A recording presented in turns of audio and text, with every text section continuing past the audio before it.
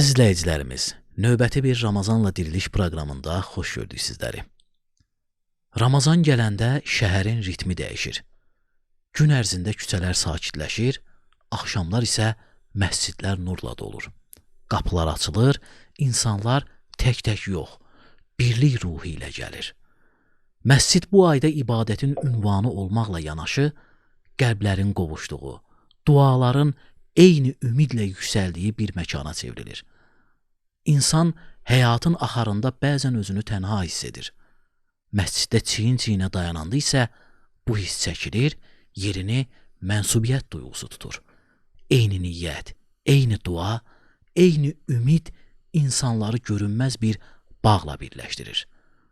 Ramazan məscidi qəlbin oyanış nöqtəsinə, insanın özünə və Rəbbinə yaxınlaşdığı bir diriliş mənbəyinə çevirir. Bugün biz Ramazan ayında məscidlərlə olan münasibətimiz haqqında danışacağıq. Studiyamızın çox dəyərli qonağı ilə mövzumuzu müzakirə etmədən öncə gözəl bir Quran-ı Kərim tilavəti dinləyək, ondan sonra yenidən birlikdəyik.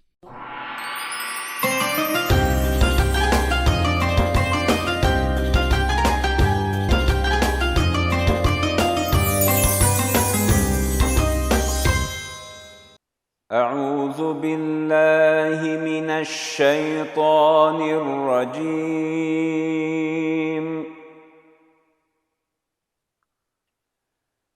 بسم الله الرحمن الرحيم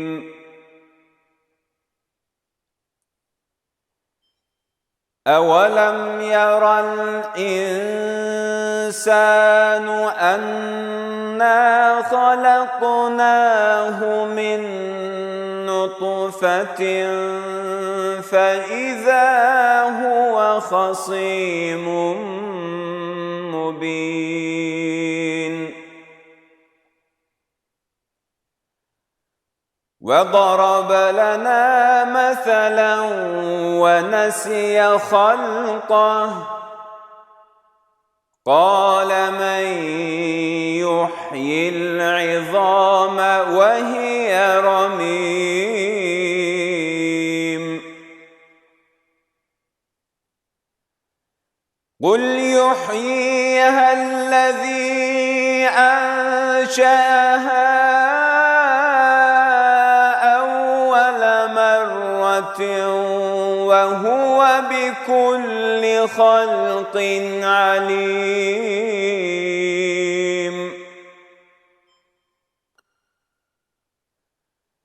الذي جعل لكم من الشجر الأخضر نارا فإذا أنتم منه توقدون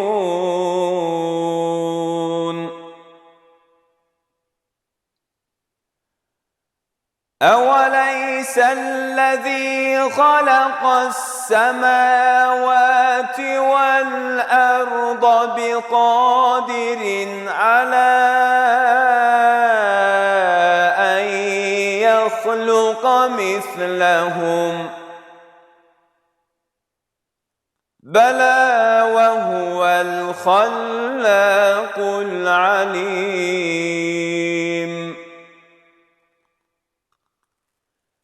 إنما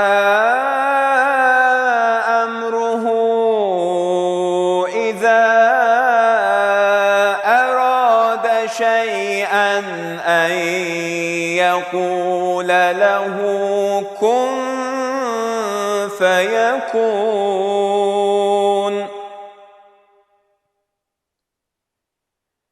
فسبحان الذي بيده ملكوت كل شيء وإليه ترجعون صدق الله مولانا العظيم.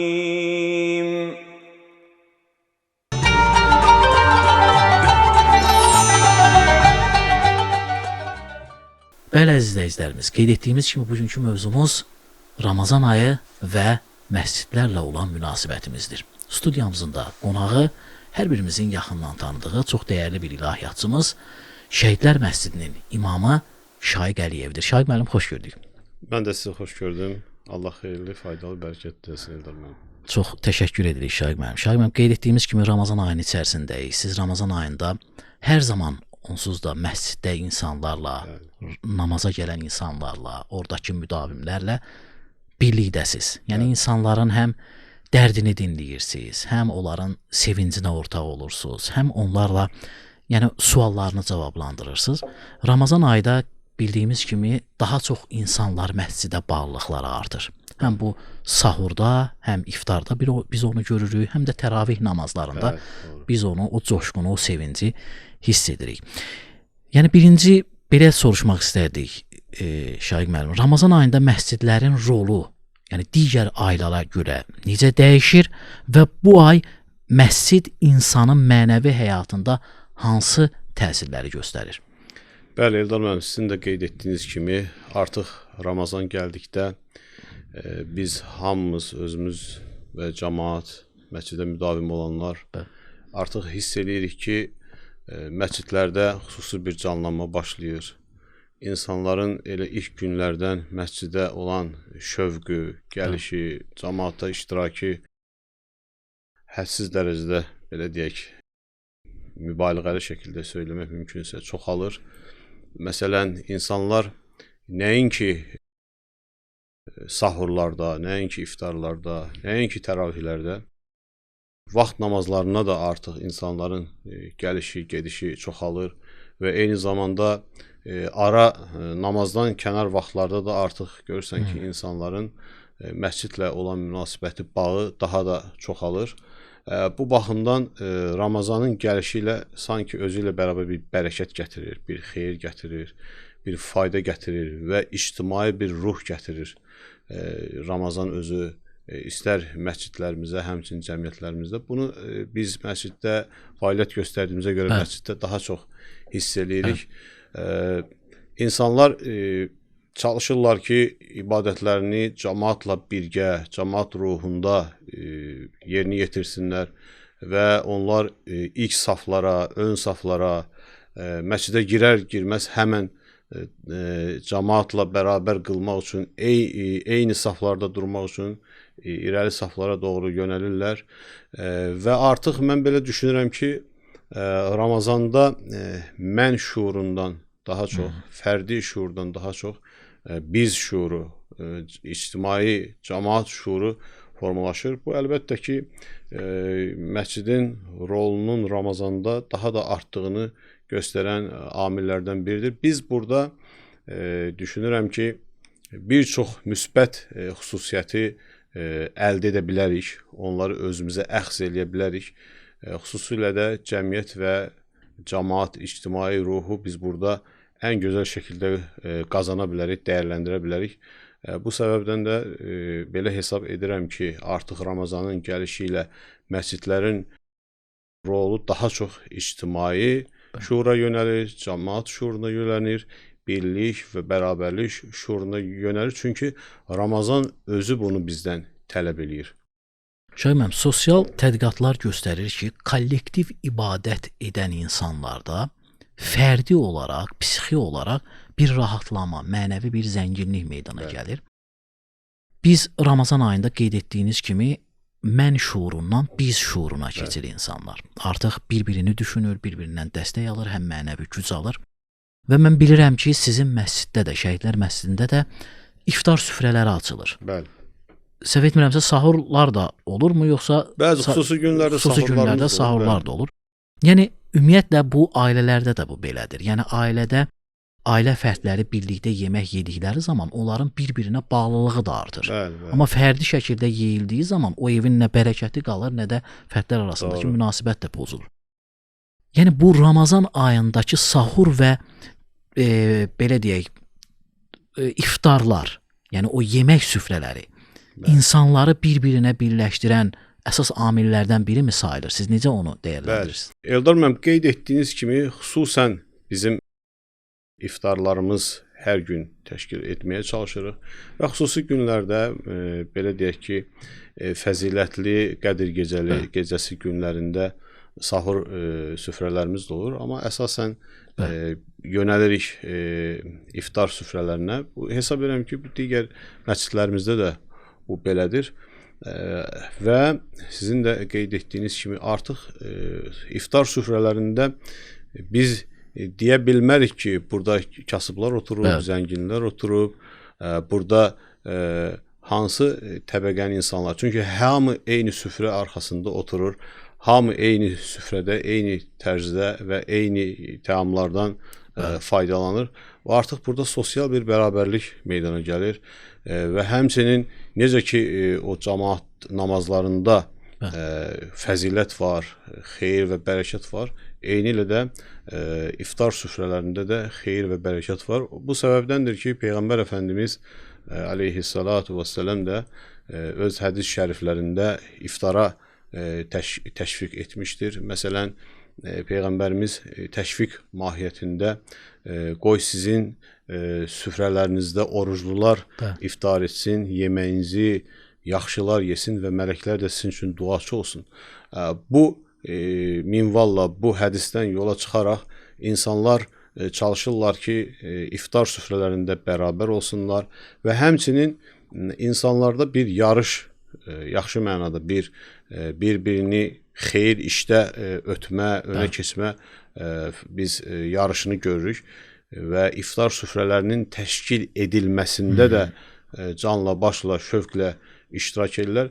Düşünürəm ki, bu həmçinin Peyğəmbər Əfəndimizin sallallahu aleyhi və səlləmin kim bir orucluya iftar etdirərsə, onun savabından da heç bir şey eksilmədən ona da o oruclunun tutduğu qədər savab yazılar. Bu kimi hədislər insanları sövq edir ki, təşviq edir ki, onlar iftar süfrələri təşkil etsinlər, iftar süfrələrində iştirak etsinlər. Yəni, yenə bu bir milli həmrəlik ruhu, dini, mənəvi həmrəlik ruhunu aşlayır ki, insanlar eyni zamanda, eyni vaxtda, eyni süfrə arxasında sosial fərqlilikləri yəni aradan qaldıraraq əyləşirlər, otururlar və iftarlarını bu şəkildə həyata keçirirlər. Şəmə, bir də bu Ramazan ayının spesifik xüsusiyyətlərindəndir ki, burada artıq Quran tilavəti də məscid içərisində Quran tilavətləri çoxalır. Siz imamların dəstəyi ilə, onların iştirakı ilə, xüsusilə bəzi məclislərdə də hafizlərin iştirakı ilə birbaşa siz Quran tilavətləri çoxalır və bu da məscid cəmaatının həm mənəvi ruhunun yüksəlişinə, onların birbaşa həmin o məclislərdə iştirak eləməsinə gətirib çıxaran əsas səbəblərdən biridir. Əsas danışırıq Ramazan ayında insanların məscidə bağlılığından, birlik və bərabərliyindən. Adətən görürük ki, Ramazan ayından sonra bu insanlarda artıq həmin o davamlılıq, həmin o birlik, həmin o bərabərlik azalır. Bunu siz nə ilə əlaqələndirirsiniz Şərmən? Eldar, mən qeyd etdiyiniz kimi bizim məsciddə də və digər düşünürəm məscidlərdə də var bu Quran xətimləri. Biz buna müqabilə deyirik, sizin də bildiyiniz kimi. Bu Quran xətimləri, müqabilələr başlayır və insanlar buna dinləyirlər, qulaq asırlar. Eyni zamanda o cəmaat namazlarında qılınan namazlarda da oxunan Quran-ı Kərimlər insanların ruhunu dinlədir, dincəldir. Onları mənəvi dərəcədə fəzilət baxımından yüksəldir. Və bu əldə olunan, qazanılan bu çox gözəl vərdişlərdir. Çox gözəl artıq şəxsiyyətin müsbətə doğru dəyişməsidir. Təəssüf ki, Ramazandan sonra buna diqqət azalır. Və düşünürəm ki, bu daha çox insanın niyyəti və şuuru ilə əlaqəlidir. Yəni, bir müsəlman gözəl şəkildə, gözəl tərzdə, xalis tövbə edərək, həm Ramazanın öncəsində, həm Ramazan içərisində tövbə edərək, şuurlu şəkildə bir niyyət edərsə və onun niyyəti şuura çevrilərsə, onun orucu, Ramazanı, o ibadətləri, namazı, Quran oxuması bir şuur halına gələrsə, sonradan da, Ramazandan sonra da o davam edər. Sizin də bildiyiniz kimi, İslam mütəfəkkirlərindən biri orucun Ramazandan sonra başladığını söylüyor ki, yəni əsl oruc Ramazandan sonra başlayır. Yəni Ramazan içərisində oruç tutmaq asandır. Ramazan içərisində oruclu olmaq çox rahatdır. O halı qorumaq asandır. Amma Ramazan bitdikdən sonra, Ramazan qurtardıqdan sonra oruclu halını saxlamaq, Quran-ı Kərimlə olan ünsiyyətini, Quran-ı Kərimlə olan alış-verişini, bağlılığını davam etdirmək daha önəmlidir. Bu, yenə dediyim kimi, belə hesab edirəm ki, insanların niyyətlərinin bəlkə də xalis olmamağından, doğrusunu Allah bilir, bəlkə də onların daha şuurlu şəkildə yanaşmamalarından, bəlkə də Ramazanda bunu yerinə yetirim, üzərimdən bir vəzifə qalxsın, bu Ramazanda da qalacaq deyə düşünmələrindən irəli gəlir. Bunu ən gözəl şəkildə, daha doğrusu, daha yaxşı olardı ki, bunu Ramazanda bir məktəb kimi, bir Ramazanda bir təlim, tədris ayı kimi, xüsusi bir ay kimi orada qazanıb bütün digər 11 aya da yaymaq daha yaxşı olardı. Elə bu səbəbdən də bizim İslam mədəniyyətində Ramazana 11 ayın sultanı deyilməsi bu səbəbdəndir. Elə düşünürəm. Bu qeyd edirsiniz ki, Ramazan ayında həqiqətən özünü o şuurlu şəkildə inkişaf elətdirən insanlar şuurlu olaraq bu ayın fəzilətini dərk edir və o şuur Ramazan ayından sonra da bir davranışa çevrilir. Qalıcılıq yaradır. Qalıcılıq yaradır, bəli. Siz daha insanlarla daha çox birlikdə olduğunuz üçün, o cəmaatla yaxından ünsiyyətdə olduğunuz üçün daha yaxşı tanıyırsınız, daha yaxşı bilirsiniz. Bu Ramazan ayından sonra, məsələn Ramazan ayında gəldi, deyək bir davamlı olaraq məscidə 50 nəfər gəlir, ondan 5 nəfər, 10 nəfər yeni gələnlərdir və yeni şuuru, bu Ramazan ayındakı o hikməti qavradılar. Ramazan ayından sonraki həyatlarını müşahidə elədiyiniz zaman hansı müsbət dönüşləri görə bilirsiniz? Çox gözəl, doğru qeyd edirsiniz Eldar müəllim. İnsanlarımız bir növ bəzən belə demək mümkünsə özünü Ramazana saxlayır. Evet. Ramazan gəlsin, başlayacağam ibadətlərə, Quran-Kərimi öyrənməyə, oxumağa. Əslində bunun çox gözəl müsbət tərəfləri də var.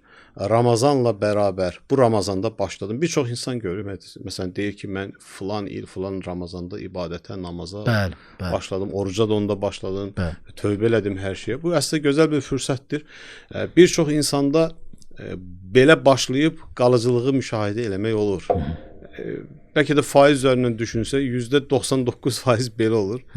Tək-tük halda bəlkə insanlar elə Ramazanda başlayır, orada da bitirir olur. Amma əksər insanlar həqiqətən də Ramazanda başlayır. Və həmçinin Eldar müəllim düşünürəm ki, insanlar belə məlumat əldə ediblər və doğru məlumat əldə ediblər əslində ki, Ramazanda edilən ibadətlərin savabı daha çoxdur. Ramazanda edilən Quran-ı Kərim oxunmaq, öyrənmək, zikirlər və digər salih əməllərə verilən mükafatlar daha çoxdur. Və hesab edirəm ki, onlar bu səbəbdən elə Ramazanda başlayım və bu minvalla da yaxşı əməlləri, gözəl əməllərimi davam etdirim. Biz də arzu edirik ki, insanlarımız bir an əvvəl bu gözəl ibadətlərə, salih əməllərə başlasınlar və onlarda bu qalıcılıq yaratsın. Heç kim başladığı Ramazanda bitirməsin bunu. Digər aylara da, digər zamanlara da bunu yaya bilsinlər. Şahin müəllim, indi biz bu veriliş əsnasında biz bilirik ki, artıq siz bu verilişdən sonra gedəsiniz, o müqabilə prosesi başlayasıdır, siz artıq Quran, belə deyək, gündəlik məsciddə öz müdavimlərinizlə, öz cəmaatınıza Quran oxunur, gündə bir xətm olunur və eyni zamanda da sizin təravih namazlarınız var. Yəni hər gün Ramazan ayına məxsusi olaraq Peyğəmbərimiz sallallahu əleyhi və səlləm də sünnəsi olaraq bir təravih namazı ənənəsi var. Bu siz onsuz da il boyu sübh namazından yatsı namazına qədər, işa namazına qədər məsciddə olursunuz, insanlarla birlikdə olursunuz. Bu namazların hər birinin özünün vaxtı, zamanı və öz cəmaatı var. Bir də cümə namazında bütün müsəlmanlar gəlir, birləşir, siz o kütləni görürsünüz, onların qarşısında xutbəsi var, öz mesajlarınızı verirsiniz. Bir də Ramazan ayında 30 gün təravih namazı var. Bu təravih namazı ilə, yəni o insanların Ramazan ayındakı o tövbələri nədir? Ramazan ayında o təravih namazları hansı sosial şuuru, psixoloji rahatlığı verir? Digər vaxt namazları, belə desək, onların vacib fərz hissəsi 5 dəqiqə, 10 dəqiqə çəkir. Ondan sonra artıq insanlar hərə öz evinə çəkilir, hərə öz işinin dalınca, hərə öz qayğılarının arxasınca gedir. Amma Ramazanda artıq insanlarda daha çox bağlılıq formalaşır. Xüsusilə təravih namazı nə zaman başlayacaq deyə suallar başlayır. Sanki bir an əvvəl o həsrəti yaşayırmış kimi insanlar, möminlər, namaza gələn insanlar artıq o istəyirlər ki, bir an əvvəl təravih namazı başlasın və bu zaman biz ənənəvi olaraq, adət halını olaraq cəmaata gəlməyən insanları, yeni insanlar, yeni simaları görürük ki, onlar təravih namazında daha şövqlü olurlar və təravih namazı biz bilirik ki, namazın özündə qiyamda durmaq, həmçinin o oxunan Quran-ı Kərimləri dinləmək, qulaq asmaq artıq onlarda bir səbir formalaşdırır. Onlarda ruhlarını dincəldir, mənəvi bir atmosfer əmələ gətirir o yeni gələn insanlarda və digərlərində. Beləliklə ruhları qidalanır və artıq biz həqiqətən də sizin dediyiniz kimi hiss edirik ki, yeni gələn insanlar elə Ramazanla bərabər öyrəşir İslama.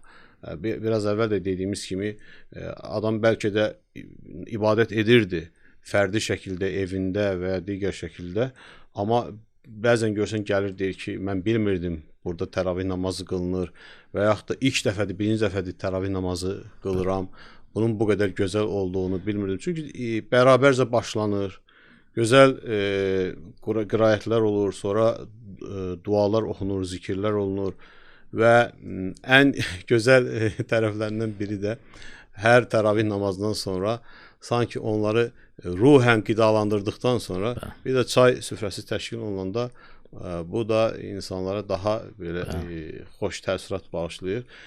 Ümid edirəm ki, bu təravihlər də dolu-dolu olacaq və insanlarımız bundan ən gözəl şəkildə faydalanıb ruhi qida ala biləcəklər. Ümumiyyətlə, sosiologiyada belə bir anlayış var. Paylaşdıqca sosial münasibətlər, insanlara sosial münasibətlər daha yaxşı, müsbət mənada inkişaf edir. Psixologiyada da bir insan verərkən, yəni öz malını paylaşarkən, o verdiyi adamdan daha çox şey qazanır. Həm ruh olaraq, həm mənəviyyat olaraq. Allah-u Teala da davamlı o öz varını paylaşanlara ruzini, bərəkəti verir. Ramazan ayında bilirik ki, paylaşma ayıdır. Bəli. Bayaq da siz qeyd elədiniz ki, bizim məsciddə o xeyirdir, həsənatdır, iftar süfrələrini açmaq üçün bir-bir arasında yarışan insanlar var. Allah-u Teala da Quran-ı Kərimdə davamlı bu xeyir işlər üzərində bir-birinizlə yarışın deyilir. Təbii ki, burada sizin də əməyiniz zikr olunmalıdır. Siz də burada çox ciddi xidmətlər göstərirsiniz. Həm məsciddəki insanların maarifləndirilməsi yönündə, həm də ki, bu maarifləndirmə işini düzgün apardığınız üçün. Burada bizim izləyicilərimiz üçün, məscid cəmaatı üçün, xüsusilə də bu şuurda olan insanlar üçün, yəni öz sədəqələrini, öz zəkatlarını Ramazan ayında məscidlərlə, sizin kimi bu dəyərli imamlarla necə əlaqə qurub və yaxud da o sədəqələrini sizdəki məscid daxilində iftarlara, sahurlara necə istiqamətləndirə bilərlər? Siz necə onlara tövsiyə verərdiniz? Yəni, hansı istiqamətlərdə onu dəyərləndirsinlər? Əlbəttə ki, biz hamımız bilirik ki, müsəlmanlar da başa düşür, bilməyənlər də öyrənir ki, zəkat dediyimiz məsələ, misal üçün, malın təmizləyicisidir, sədəqə bəlaları dəf edən bir şeydir. Fitrə sədəqəsi bir müsəlmanın Ramazan boyunca etdiyi xətalara, naqisliklərə sanki bir əvəz kimidir. Dolayısıyla biz insanları təşviq edirik ki, Ramazan gəldi, fürsətdir. Artıq bəzən insanlar düşünür ki, kasıb zənginə möhtacdır, amma əslində biz tərsini düşünürük ki, zəngin kasıba möhtacdır. Çünki kasıb o almasa, zəngin onu kimə verəcək? Bu baxımdan da zənginlər əslində verməli və şükür etməlidir ki, bunu verə bildim, Allah mənə vermişdi, mən də bunu verə bildim və hər hansı bir kasıba köməklik etdim və özüm sevindim, sizin də qeyd etdiyiniz kimi, özü də psixoloji olaraq rahatlayır. Biz təşviq edirik ki, məscidlərimizdə iftarlar var. Ən gözəl süfrələrdən bir iftarlar var. Ehtiyac sahibli insanlara rast gəlirik. Onlara məsələn bu yönləndirə bilərik. O qədər olur insanlar kimsəsiz, çətin vəziyyətə düşmüş və yaxud da ehtiyacı var amma dilə gətirmir. Bu səbəbdən də belə insanlara tövsiyə xarakterli əgər desək iftarlara yönəlsinlər, kasıb ehtiyac sahibləri insanlara ərzaq kimi və yaxud da maddi vəsait kimi öz zənginliklərini paylaşsınlar. Çünki paylaşdıqca çoxalan bir məsələdir. Paylaşdıqca artır. Yəni zəkat, sədəqə, fitrə sədəqəsi malı azaltmaz, əksinə onu çoxaldar. Bu baxımdan da Ramazanı fürsət bilmək lazımdır. İftarları ilə, sahurları ilə, fitrə sədəqələri ilə və həmçinin ehtiyac sahiblərinə verilən ərzaqlarla bunu fürsətə çevirmək hər bir imkanı olan şəxs üçün ən gözəl fürsətlərdən biridir. Şahiq müəllim, gün ərzində, yəni Ramazan ayının əvvəlindən sonuna qədər sizdə iftar süfrələri açılır məsciddə. Bu iftar süfrələrində təqribi olaraq nə qədər insan iştirak edir və onların hətta yəni artıq orada məscidin qarşısında sən bu məscidin müdavimisən, gələ bilərsən, gələ bilməzsən kimi söhbətlər olmur. Yəni heç bir məsciddə biz onu da müşahidə eləməmişik. Yəni konkret olaraq, təqribi olaraq neçə nəfər iştirak eləyir həmin iftar süfrələrində və orada da hər kəs gəlib iştirak edə bilər deyə bilirəm. Əlbəttə, məscid iftar süfrələri təşkil olunursa, burada bir məhdudiyyət yoxdur ki, filan kəs gəlsin, digəri gəlməsin. Olur ki, yəni bəzi insanlar, Şahiq müəllim, onu nəyə görə söylədim mən, üzr istəyirəm. İzləyicilərimiz də bundan agah olsun. Məsələn, bəzi insanlar olur ki, ehtiyacı var, azdır, oruc tutmayıb o günü. Bəli. Məsələn, utanır bəzən məscidə üz tutmağa, amma bəlkə də o iftar süfrəsindəki o bərəkət onun haqqa gəlməsində, hidayət tapmasında bir imkandır, bir vasitədir, ola bilər. Yəni bu mənada onu dedim. Əlbəttə, elə biz belə hadisələrə rast gəlirik, eşitmişik də yaxınlarımızdan, çevrəmizdən ki, elə insanlar olub, məsəl üçün ehtiyacı olub, amma həqiqətən də oruc olmayıb, gəlib bir tikə iftar süfrəsindən yeyib, cəmaatla bərabər iştirak edib, amma sonra nə gözəl salih insanlara çevriliblər. Bu səbəbdən də bizim məsciddə də, yəni və düşünürəm ki, digər məscidlərdə də hər hansı bir məhdudiyyət yoxdur. O ki, qaldı bizim məsciddə bəzən olur ilk başlarda 100-150 nəfər, sonra bu hətta 200-250 nəfərə qədər arta bilir. Görürsən ki, həm burada kişi müsəlmanlar, möminlər, iftar edənlər iştirak edir, həm qadın. Hətta xanımlar üçün də imkanlar yaradılır, elə? Və eyni zamanda biz bu dövrdə tələbələrin də iştirakını çox görürük burada. Bu da əslində xoşdur, sevindiricidir və hətta bəzən görsən ki, xaricdən gəlib ölkəmizdə təhsil alan tələbələr də görürsünüz ki, yönəlirlər, istiqamətlənirlər ki, iftar süfrələrində iştirak etsinlər. Bu ürək açıcı, gözəl xatirələrdir və burada bir şey də qeyd etmək yerində olardı ki, iftar süfrələrinin o təşkil, belə deyək, hazırlanmasında, süfrələrin salınması, hazırlanması, yeməklərin insanlara çatdırılmasında daha çox iştirak edən elə tələbələrdir. Bəzən özlərini ən sona saxlayırlar.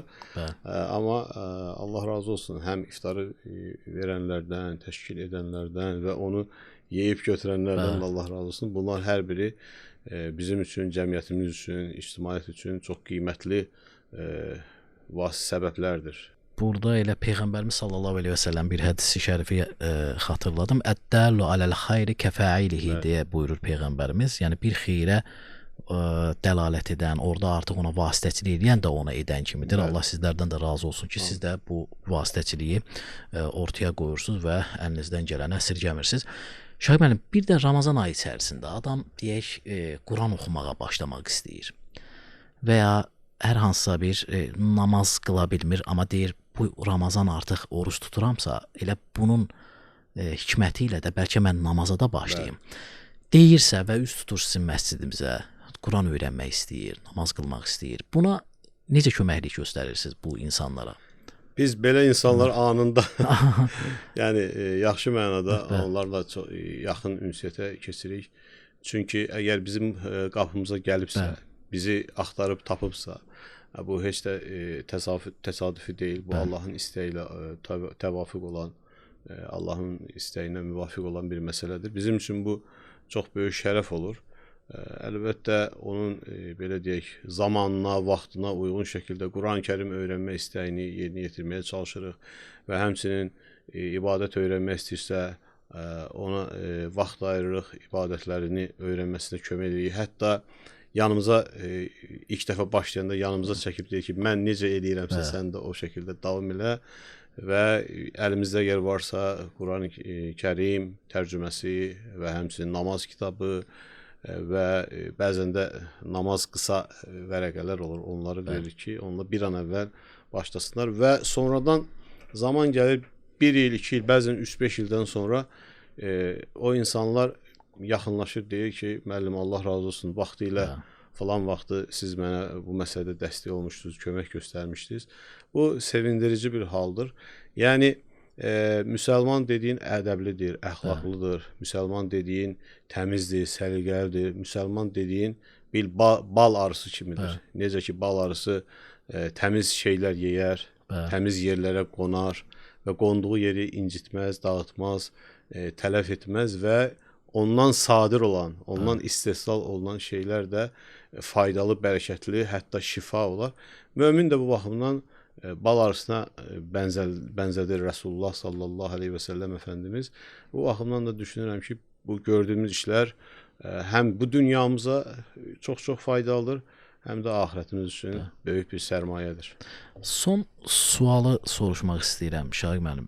Sizin məscidinizin yerləşim yeri, o ünvanı, məkanı elə bir yerdədir ki, Şəhidlər Məscidi tam turistlərin gəlib həm Şəhidlər Xiyabanını ziyarət edir, həm Davudlu Parkdır. Yəni onların ən çox orada ziyarət məkanlarının tam yanındakı bir məkandır.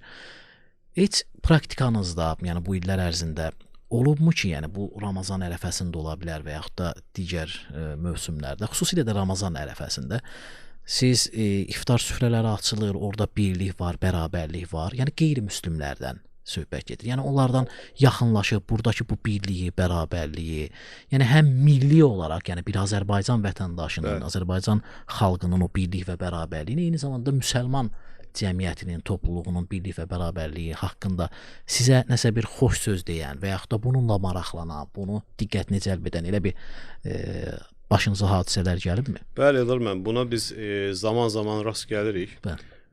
Xüsusən, məsələn, Ramazan xaricində görürsünüz ki, insanlar gəlib daha çox bir məscidə baxmaq istəyir, bir baxım. Olarmı ki, icazə istəyirlər şəkil çəkdirmək, olarmı? Məsələn, xanımlardırsa, həmən deyir ki, bir örtük varsa, mən örtünüm, əgər uyğun şəkildə deyilsə, deyək ki, yəni görürsünüz ki, insanlarda əcnəbilər, hətta qeyri-müsəlmanlar olsa belə, görürsünüz ki, bir maraq var. Elə olur ki, bizim, məsələn, cəmaat namazlarımızı izləyirlər. Əzan oxumağı, cəmaat namazlarımızı izləyirlər, dinləyirlər. Zənn edirəmsə, mən sosial şəbəkələrdə bir-iki dəfə rast gəlmişəm. Hətta rəsm falan çəkib qoyurlar. Xoş təsir bağışlayır onlar üçün də. Və Ramazanda gəlincə də olub, bəli, belə insanlar olub ki, biz özümüz təklif eləmişik, gəl əyləş, bizimlə bərabər yemək ye. Sonra izah edir ki, bəs bu belədir, belədir. Dünya artıq kiçildi. Əlbəttə ki, onlar da bilirlər ki, Ramazan nə olan şeydir. Onlar da bilirlər ki, süfrələr nədir. Amma bizim təşviqimiz, bizim onlarla ünsiyyətimiz, bizim onlara bu öz yeməyimizi bərabərcə paylaşmamız onlara böyük heyranlıq yaratdığı hallarla rast gəlmişik və biz belə deyək, bir Azərbaycan qonaqpərvərliyini, milli mənəvi dəyərlərimizdən irəli gələn məsələləri bizim üçün fürsət olur ki, onlarla paylaşaq və bu bizdə səmimi şəkildə onlarla xoş ünsiyyət yaratmağa çox böyük fayda verir, kömək göstərir. Çox gözəl Şahiq müəllim, çox gözəl. Sözün həqiqi mənasında sizin gördüyünüz işdə həm məsuliyyətlidir, həm çətindir. Yəni məsuliyyətli olduğu qədər də çətindir. Çünki bəzən orada ətrafda deyək bir əzanı dinləyən insana o əzanın xoş sədası mütləq lazımdır. Və ya orada imamın xoş tilavəti, qiraəti çox önəmlidir ki, oradakı hər hansısa bir dindən, inancdan bəlkə də əlaqəsi olmayan bir insanın o qulağından keçən o sədalar, o Bəli. ilahi kəlamlar onun qəlbinə nüfuz etsin və onun həyatına bir nur olsun, işıq olsun. Bu mənada sizin hər tərəfli həm orada ifadə etdiyiniz sözlərdir, kəlamlardır, həm orada qiraətlərdir və insanlarla olan münasibətdir. Çox önəmli və məsuliyyətli bir işdir. Və bu mübarək Ramazan ayında öz dəyərli vaxtınızı ayırıb bizimlə bərabər olduğunuz üçün, bizi öz fəaliyyətləriniz işığında bizi maarifləndirdiyiniz üçün sizə öz təşəkkürümü bildirirəm. Şaiq müəllim, işinizdə uğurlar və müvəffəqiyyətlər arzulayıram. Mən də sizə və medianıza, Dəyər Media, Dəyər TV-yə və onun kollektivinə dərin təşəkkürümü bildirirəm. Siz də bu gözəl zamanınızı bizim fəaliyyətlərimizə ayırmağınız bizim üçün çox qiymətlidir, dəyərlidir. Çox sağ olun, var olun. Bəli, əziz izləyicilərimiz, növbəti bir Ramazanla diriliş proqramının sonuna gəldik. Bugün biz Ramazan ayında məscidlə olan münasibətimiz haqqında danışdıq. Son olaraq, Ramazan bizə məscidin divarlardan ibarət olmadığını öyrədir. Məscid eyni istiqamətə dönən qəlblərin görüş yeridir. Orada edilən hər dua, verilən hər sədəqə, qılınan hər namaz insanın daxilində bir iz buraxır. Ramazan bitəndə məscidin qapıları bağlanmır. Əsl sual budur. İnsanın qəlbində açılan qapılar açıq qalırmı bəs? Çünki həqiqi diriliş məscidə gəlməklə başlayır, amma qəlbdə davam edir. Ümid edirik ki, bu Ramazan bizi sadəcə bir ay dəyişməyəcək, bizi bizə qaytaracaq, bizi daha mərhəmətli, daha şuurlu və daha diri edəcək. Gecəniz mübarək olsun.